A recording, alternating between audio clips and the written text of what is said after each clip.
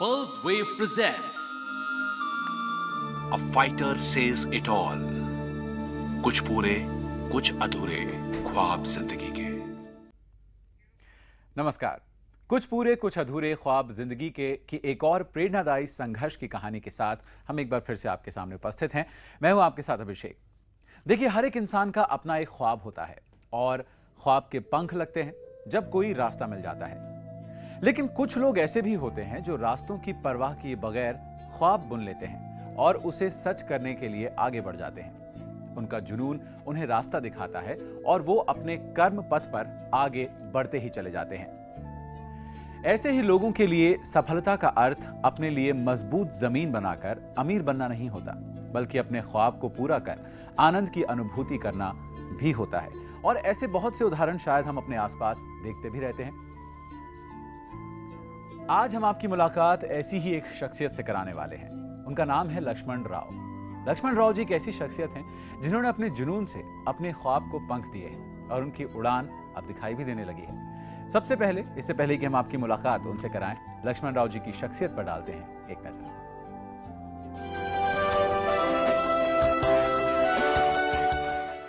आप हैं लक्ष्मण राव, चाय वाले साहित्यकार, धुन के पक्के हैं।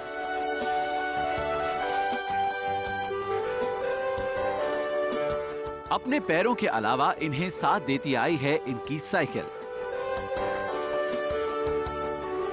दिल्ली के आईटीओ के पास हिंदी भवन के आगे सालों से चाय बनाते आ रहे हैं, लोगों को पिला रहे हैं और आसपास के दफ्तरों में पहुंचाते आ रहे हैं। महाराष्ट्र से दिल्ली आने वाले लक्ष्मण राव का नसीब भले ही चाय बेचना हो, लेकिन इनकी पहचान एक लेखक और साहित्यकार के रूप में भी है। इनकी चाय की दुकान के चारों तरफ इनकी किताबें और वो पोस्टर्स लगे हुए हैं जो इनकी पहचान है। 24 किताबें लिख चुके हैं राव साहब। इनका साहित्य सृजन आज भी जारी है। चाय की मिठास की तरह ही इनका व्यवहार है और इनकी किताबें उम्मीदों से भरी हुई हैं।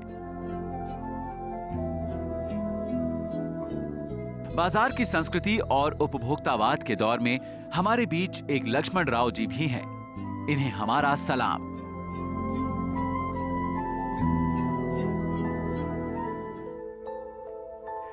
तो मानते हैं ना आप कि वाकई एक बहुत ही प्रेरणादायक कहानी है, लेकिन इस प्रेरणादायक कहानी के पीछे बहुत सारा संघर्ष छुपा है। और आज के बारे में हम जानेंगे लक्ष्मण राव जी से ही, एक बहुत ही प्रेरणादायक शख्सियत। उनसे आपकी मुलाकात कराते हैं। हमारे साथ स्टूडियो में है लक्ष्मण राव जी। लक्ष्मण जी नमस्कार, आइए। सबसे पहली चीज जो हम आपसे जानना चाहेंगे वो ये कि आप महाराष्ट्र में रहते थे। जी। महाराष्ट्र से दिल्ली आने से कहानी शुरू हुई, सफर की शुरुआत जी, वहाँ से। उसके बारे में कुछ बताइए, कैसे शुरुआत हुई थी? मेरा नाम लक्ष्मण राव है। मैं अमरावती जिले के एक छोटे से गांव तड़ेगांव दशासर में मेरा जन्म हुआ 1952 में। और अमरावती में मैं एक स्पिनिंग मिल में काम करता था। वो 5 वर्ष काम करने के बाद वो मिल इलेक्ट्रिक की वजह से बंद हो गया, बिजली कटौती की वजह से बंद हो गया। और फिर मैं अपने गांव चला गया। गांव जाने के बाद वहाँ पर लोग कहने लगे अब ये कुछ कर नहीं सकता क्योंकि अब ये इसमें कुछ है ही नहीं। तो वो मुझे थोड़ा सा अच्छा नहीं लगा। तो मैंने पिताजी से एक दिन 40 रुपये लिए और मैं भोपाल आ गया। भोपाल में एक भवन पर मजदूरी की। फिर मैं दिल्ली आ गया। दिल्ली के बिरला मंदिर के धर्मशाला में ठहरा। वहाँ पर फिर मैंने काम ढूंढा, तो भवनों पर ही मुझे काम करना पड़ा। 2 वर्ष ऐसा चलता रहा। कुछ ढाबों पर काम करना, भवनों पर मजदूरी करना, इस तरह से। उसके बाद 1977 में मैंने आईटीओ के पास विष्णु दिगंबर मार्ग पर पान बेचने का काम शुरू किया और पढ़ने लगा। और साथ में दरियागंज से किताबें खरीद कर लाता था और अच्छे अच्छे साहित्यकारों की पुस्तकें पढ़ता था। पढ़ने के बाद मैंने पहले भी 2 पुस्तकें लिखी थी, जैसे कि रामदास हमारे गाँव का एक लड़का था जो मामा की जा रहा था, रास्ते में नदी लगती तो उसमें पानी में डूब कर मर गया। वो एक उपन्यास था। और उसके बाद दूसरा उपन्यास नई दुनिया की नई कहानी लिखा। और फिर मैंने दिल्ली में जब मैं प्रकाशकों के पास गया तो किसी ने कहा पैसे लगते, किसी ने कहा छपता नहीं है, पर एक ने कहा get out from here, you don't know what is the publication, it is very hard. तो तब मैंने सुना कि ये तो उस आदमी ने जो बोला, मुझे लगा गहराई से बोल रहा है। आज अगर वो आदमी मुझे मिल जाता है तो मैं उसके पैर छू लूँगा, क्योंकि उसी व्यक्ति के उन शब्दों से आज मैंने अपना पब्लिकेशन खड़ा किया। उस समय 79 में 7,000 रुपये इकट्ठा किए और मैंने पहली पुस्तक प्रकाशित की। उसके बाद इंदिरा गांधी जी से मिलकर जो प्रधानमंत्री लिखी पुस्तकें लिखता गया, प्रकाशित करता गया और मैं अपना प्लेटफॉर्म बनाता गया। आज मैंने 24 पुस्तकें लिखी है, उसमें से 10 छप चुकी है, कुछ पुस्तकें रीप्रिंट हो चुकी है। वही रामदास पहला एडिशन 2200 का था, फिर 500 का और अब 500 अगले महीने में प्रकाशित हो रहा। तो ये मेरी पहचान है। मैंने एक हमारे हिंदी पंजाबी के उपन्यासकार थे गुलशन नंदा, उनकी पुस्तकें पढ़कर मुझे प्रेरणा मिली। सरल हिंदी, सरल भाषा। मैं मराठी भाषी हूँ, हम जैसे अहिंदी भाषी लोगों के लिए, उधर कर्नाटक, बंगाल वगैरह जो लोग हिंदी बहुत पढ़ते थे, उन लोगों के लिए गुलशन नंदा की पुस्तकें बहुत अच्छी थी। भले ही हमारे आज के वरिष्ठ साहित्यकार उनकी आलोचना करते, पर ऐसा प्रश्न नहीं है। क्या मेरे 2 बेटे, बड़े लड़के का नाम हितेश है, वो सीए की परीक्षा दे रहे हैं, दूसरा लड़का बीकॉम कर रहा है, उसका नाम परेश है। पत्नी है, पत्नी घर में रहती है। 8-10 हज़ार रुपये मैं चाय से कमा लेता हूँ, 6-7 हज़ार रुपये 8-10 हज़ार की पुस्तकें बिक जाती है। इस तरह से मेरा घर चल रहा है। पुस्तकें ले इकट्ठा करता हूँ तो नई पुस्तक छप जाती है। इस तरह से मेरा जीवन चल रहा है। आपने बताया कि आपने 8वीं कक्षा तक आप जब पढ़ाई हाँ, करी, मैं गांव में था 8वीं कक्षा तो तक। उसके बाद फिर आपकी जो प्रॉपर एजुकेशन थी वो हाँ, कहाँ फिर तक हो उसके बाद 10वीं तो मैंने नागपुर बोर्ड से पास किया था, नागपुर बोर्ड से 10वीं। उसके बाद दिल्ली में जब आने लगा तो समाचार पत्रों में जब मेरे बारे में छपने लगा तो mostly people says that what is your qualification. तो मैंने कहा, फिर कुछ लोगों ने कहा कि भाई तुम अपनी एजुकेशन बढ़ाओ और तुम्हें आवश्यकता भी है। तब किसी एक व्यक्ति ने मुझे सलाह दी कि आप पत्राचार विद्यालय से 11वीं में एडमिशन ले लो। तो मैंने तिमारपुर जाकर वहाँ फॉर्म भरा और 11वीं 12वीं वहाँ से की। और जब 12वीं पास की तो फिर मैंने दिल्ली यूनिवर्सिटी से बीए किया। फिर आपने दिल्ली यूनिवर्सिटी बीए भी किया? फिर उसके बाद एज ए करस्पॉन्डेंट कोर्सेज के आधार पर मैंने दिल्ली यूनिवर्सिटी से बीए पास किया। बीए पास। तो अब भी चाहता हूँ कि मैं एमए कर लूँ, पर बच्चों की पढ़ाई, अपना संघर्ष, ये सब अब संभव नहीं है। फिर भी मैं रात दिन अध्ययन करता रहता। पुस्तकों का या किसी विषय का जब आपको चुनाव करना होता है तो कहाँ से विषय उठाते हैं? सबसे पहली बात ये होती है कि कोई घटना, जो सत्य घटना, जैसे कि 1990 में हमारे मेरे दुकान के सामने एक विद्यालय है, वहाँ पर एक सीए की लड़की पढ़ने आती थी और वो उसके साथ जो लड़के पढ़ते थे, मुझे टीचिंग लेते थे जी, ट्यूशन पढ़ने आती थी, कोचिंग क्लासेस। तो वो लड़की जब पढ़ती थी उसके साथ जो पढ़ने वाले लड़के आते थे वो मेरे दुकान पर चर्चा करते थे कि ये रेनू बहुत सभ्य लड़की है और किसी से बात नहीं करती, ये नहीं वो नहीं। मैंने उन लड़कों को कहा भाई मुझे भी दिखाओ किसी दिन कौन है वो रेनू। तो जब वो रेनू को मैंने कई दिनों के बाद देखा, देख ले भाई लक्ष्मण राव, ये है वो रेनू। तो वो लगा मुझे ये तो मेरा कैरेक्टर बन सकता है। फिर धीरे धीरे मैं उन्हीं लड़कों के बारे में उनसे पूछताछ करता गया।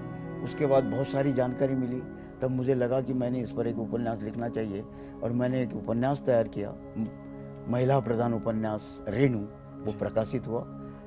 उसकी प्रति मैं आदरणीय महोदया जी, राष्ट्रपति महोदया जी को प्रेजेंट भी करके आया हूँ। जब उन्होंने मुझे, राष्ट्रपति महोदया जी ने 23 जुलाई 2009 को राष्ट्रपति भवन में अपने परिवार के साथ बुलाया था। तो जब आपकी मुलाकात राष्ट्रपति महोदया से हुई तो उसके बाद क्या कुछ बेहतरी हुई जिंदगी में? कुछ बेहतर नहीं, इसको देखकर ये लगता है कि एक साधारण आदमी, एक मतलब फुटपाथ पर बैठकर चाय बेचने वाला आदमी, इन्हें राष्ट्रपति कार्यालय तक बुलाया जाता है। तो लोगों को लगता है कि भी कुछ लेखकीय भावना है। तो पुस्तकें देखते हैं और जब उन्हें लगता है कि सरल हिंदी और अच्छी पुस्तकें लग रही है तो लोग खरीदते हैं। इसी तरह से मेरी पुस्तकें बिक रही है। लक्ष्मण जी, आपसे, आपके कुछ करीबी लोग हैं, आपसे जुड़े हुए कुछ लोग हैं जो आपके बारे में कुछ कहना चाहते हैं। हमने उनसे बात की है तो हम आपको ज़रूर सुनाना चाहते हैं। आइए सुनते हैं वो क्या कहना चाहते हैं। मैं 5 साल से यहाँ पे आ रही हूँ, थिएटर करती हूँ। थिएटर और चाय का बहुत एक अच्छा संबंध है। राव साहब को एक गुरु की तरह देखा है जब से मैं आई हूँ। 5 साल से अरविंद सर जैसे मेरे गुरु थे वैसे ही राव साहब थे। कारण कि वो प्रिविलेज नहीं है, लेकिन जिस खुशी के साथ शक्ल पे कुछ भी आते बिना जिस तरीके से उन्होंने स्ट्रगल किया है, चाय बेचते हुए किताबें लिखना, अपने आसपास बच्चों को पढ़ाना और बाकी लोगों तक अपनी बात पहुंचाना, एक बहुत ही बेहतरीन एक एग्जाम्पल है हम सबके लिए। कैसे किसी भी हालात में इंसान आगे बढ़ सकता है, जो वो चाहे वो पा सकता है। मुझे तो इनसे बहुत ज़्यादा प्रेरणा मिलती है। वैसे मैं प्रोफेशन से आर्किटेक्ट हूँ और थिएटर भी कर रहा हूँ, लेकिन एक साहित्य से हमेशा जुड़ाव रहा है और इनके पास जब मैं आता हूँ तो बहुत ज़्यादा प्रेरणा मिलती है मुझे। बैठा रहता हूँ और जैसे जैसे मैं टाइम बीतता जा रहा है मैं और ज़्यादा इंस्पायर होता हूँ इनसे। और जैसे अब एक भी पल वेस्ट करने का मन नहीं करता है। इनको देखता हूँ कि अपना चाय भी बनाते हैं और साथ में अपने साहित्य के लिए भी हमेशा काम करते रहते हैं। 1 सेकंड का भी टाइम मिलता है तो तुरंत कुछ पढ़ते हैं या फिर कुछ सोचते हैं, डिस्कशन करते हैं। वो बहुत ही प्रेरणादायक स्रोत है मेरे लिए, इसलिए मैं जब भी इनके पास बैठता हूँ मुझे कुछ ना कुछ सीखने को मिलता है। शुरू में इनको बोलती थी कि ये सारे किताबें लिखते रहते हो, इसी में टाइम देते हो, इससे अच्छा तो दुकानदारी करो या तो फिर किताब लिखो, क्योंकि सारा टाइम इसी में जाता है, दुकान का जो पैसा है वो भी इसी में लगता है, तो इससे फिर घर खर्चा भी नहीं चलता है ढंग का, तो इससे अच्छा तो ये बंद ही कर देते। ये कहते कि नहीं, हम यहाँ चाय बेचने या पान बेचने थोड़ी आए हैं, यहाँ हम आए हैं लेखक बनने। तो मेरा जो सपना है ये तो मैं चाहे तू कुछ भी कर ले तो ये मैं बंद नहीं करूँगा, ये मैं लिखता ही रहूँगा, तुझे कोई परेशानी नहीं होने दे। बस ये है कि भूखे रहने की कभी भी इन्होंने नौबत नहीं आने दी, मतलब चाहे जैसी भी परिस्थिति आई होगी लेकिन हम लोग खुश रहे हैं हमेशा। वो लोग कहते हैं कि देखकर पता नहीं लगता है कि हाँ ये इतने बड़े साहित्यकार होंगे, राइटर होंगे, ये लिखते भी होंगे करके। जब पता लगता है तब कहते हैं कि अच्छा ये लिखते भी है, तब इनको बहुत मान सम्मान मिलता है। तो जब इनको अच्छा बोलते हैं तो मुझे भी अच्छा लगता है।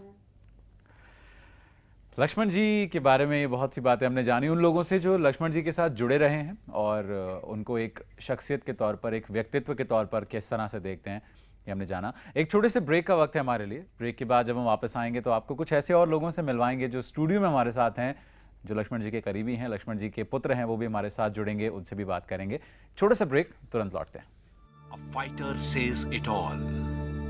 कुछ पूरे कुछ अधूरे ख्वाब जिंदगी के।